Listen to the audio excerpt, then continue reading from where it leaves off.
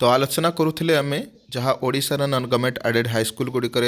2064 गोटी हाईस्कल शिक्षक नियुक्ति विज्ञप्ति आसी एलिजिबिलिटी क्राइटेरिया विषय तो कौन कारण मो लाइव बंद हो जाए मो एजुकेशनल क्वालिफिकेशन कौन क्राइटेरिया रही बर्तमान आलोचना कर दूसरी सर्टकट रे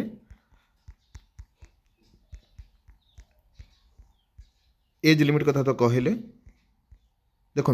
एजुकेशनल क्वालिफिकेशन है ना train hand graduate teacher train hand माने आपण ट्रेन हैंड बीएड करथवा नितांत आवश्यक है ना आउ ता सहित कौन कही bachelor degree in arts commerce Shastri Sanskrit Shastri जदि आपण करिसेंती आउ ता सहित बीएड करिसेंती तो आपण एलिजिबल हेबे आउ यह कहि दउछि एटी स्पष्ट कर दउछि जे देखि पारथुवे जहाँ सूचना रही डिग्री स्तर रे बीए डिग्री हो कॉमर्स हो शास्त्री हो यही स्तर रे आपन को दुई गोटी स्कूल सब्जेक्ट रखिथिबा आवश्यक तेबे आपण एलिजिबल हेबे टीचर पाई ठीक अच्छे आर्ट्स टीचर पाई आगु को जीमा यह सहित जो कथा कहले आपन को 50% रखिथिबा नितांत आवश्यक एग्रीगेट है ना एग्रीगेट 50% रखिथिबा आवश्यक आउ एससी एसटी कैंडिडेट मानक पीडब्ल्यू एससीबीसी मानक 45% हेले चलिबो यह सहित बीएड थिबा आवश्यक जहाँ मुझे कही सारी पूर्वर बीएड नचे 3 इयर्स इंटीग्रेटेड बीएड जदि अच्छी तो आप एलिजिबल हेबे ये मोटामोटी कहबाक गले जे कॉमर्स माने भी मध्य आर्टिस्ट ईयर से पकई पारे बीए वाला पकई पारे शास्त्री वाला पकई पारे किंतु डिग्री स्तर में से दुई गोटे स्कूल सब्जेक्ट रही नितांत आवश्यक ठीक अच्छे तो से कथा ही कह जाए तापर देखिवा जो train and graduate teacher science teacher रही PCM train and graduate teacher science CBZ एमानक पई जो क्राइटेरिया रही आपन को हाँ बैचलर डिग्री इन साइंस करथिबा आवश्यक नचेत बीटेक जदि भी करचंती आपन एलिजिबल हेबे साइंस टीचर पाई बीई जदि करचंती भी आपन एलिजिबल हेबे ता सहित 2 स्कूल सब्जेक्ट आपनकर रहितबा आवश्यक बीए साइंस स्तर रे हो बा बीटेक स्तर रे हो बा बीई स्तर रे हो आपन को 2 गोटी स्कूल सब्जेक्ट रखिथबा आवश्यक या सहित आपन को एग्रीगेट 55% कितना 50% रखिथबा आवश्यक एससी एसटी एससीबीसी पिलामानक पई से प्रकार 45% हेले चलिबो एग्रीगेट या सहित जदि आपन बीएड करिथबा आवश्यक हाँ बीएड करिथबा आवश्यक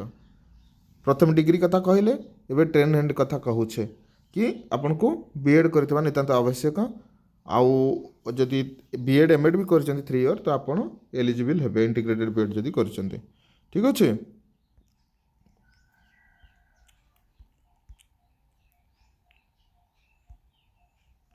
देखो पिलामानकर जिज्ञासा रही क्लासिकल टीचर पूर्वर बीएड मागु नथिला है ना से गुड़ा देखो टीजीटी टीजीटी टीजीटी लिखिला एटा लिखुची से कौन क्लासिकल टीचर बोली लिखुची ठीक क्लासिकल टीचर पाई कौन एलिजिबिलिटी क्राइटेरिया रही पूर्वर तो सी जो क्लासिकल टीचर बाहर करूला आगे 11-12 से समय बीएड मागु नथिला सेते बेले तो देखिए ये कौन अच्छी बैचलर डिग्री विथ संस्कृत आज वन इलेक्टिव ऑप्शनल ऑनर्स पास है ना जदि बैचलर डिग्री आपण करिसेंती संस्कृत रे इलेक्टिव रखि थांतु वा ऑप्शनल रखि थांतु वा ऑनर्स वा पास रे करि थांतु यह सहित आपणकर कौन रहिबो ना 50% एग्रीगेट रहिबो SC BC ST SC PW मानक पई रहिबो 45% यह सहित देखंतु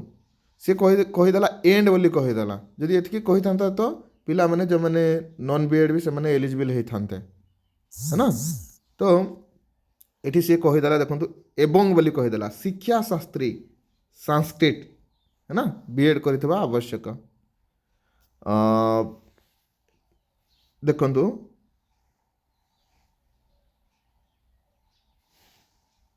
ଯେକୌଣସି NCTE ଆପ୍ରୁଭ୍ ହେଇଥିବା ବିଶ୍ୱବିଦ୍ୟାଳୟ ଇନଷ୍ଟିଟ୍ୟୁସନରୁ ସେ ଶିକ୍ଷାଶାସ୍ତ୍ରୀ କରିଥିବା ଆବଶ୍ୟକ, B.Ed କରିଥିବା ଆବଶ୍ୟକ ସଂସ୍କୃତରେ, है ना। ତ ଏଠି ଖାଲି କହିଦେଇଛି ଯେ ପାସ୍ ହେଇଥିବ, ଇଲେକ୍ଟିଭ୍ ହେଇଥିବ, ଅନର୍ସ ରଖିଥିବ, ଯେକୌଣସି କିଛି ବି ଯଦି ସେ ପ୍ରକାର ବ୍ୟାଚଲର ଡିଗ୍ରୀରେ ଯଦି ରହିଛି ତା ସହିତ ସଂସ୍କୃତରେ B.Ed କରିଛି ତେବେ ସେ ଏଲିଜିବଲ୍ ହେବ। ଓର୍ ବୋଲି ସେ କହିଛି ଦେଖନ୍ତୁ, Shastri in Sanskrit with minimum 50% mark in aggregate. 50% यदि शास्त्री समय से रखी आउ SCBC ST SC PWD एमानक 45% रखाही तो से करिछि ता सहित एंड बोली कही शिक्षाशास्त्री से B.Ed कथा सी कहला, है ना। एणु एठी यह स्पष्ट जे क्लासिकल संस्कृत टीचर मध्य जहाँ वैकेंसी आसी ताहा मध्य आपनकु कौन B.Ed करिथिबा आवश्यक, सेटा भी संस्कृत रे B.Ed करिथिबा पई पड़िबो। यदि करिसंती तो आपण एलिजिबल हेबे। सेपरि हिंदी टीचर देखि पारथुए, bachelor degree with Hindi as one of the elective optional pass, तो जहाँ कहले से कथा ही विथ मिनिमम 50% एग्रीगेट। और SC ST SCBC PWD मानक पाई 45% रखा है। यह सहित से B.Ed कथा ही कहला, कौन कहला ना हिंदी शिक्षण फ्रॉम द केंद्रीय हिंदी संस्थान और को इंस्टीट्यूशन गुड़िक से देछि से कथा से कहूचे। ठीक अच्छे। तो आउ मध्य रही जो उर्दू टीचर पाई मध्य से प्रकार रही। आउ फिजिकल हैंडिकैप क्षमता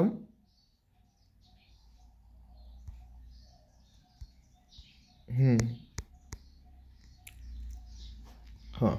PET जो क्रीड़ा शिक्षक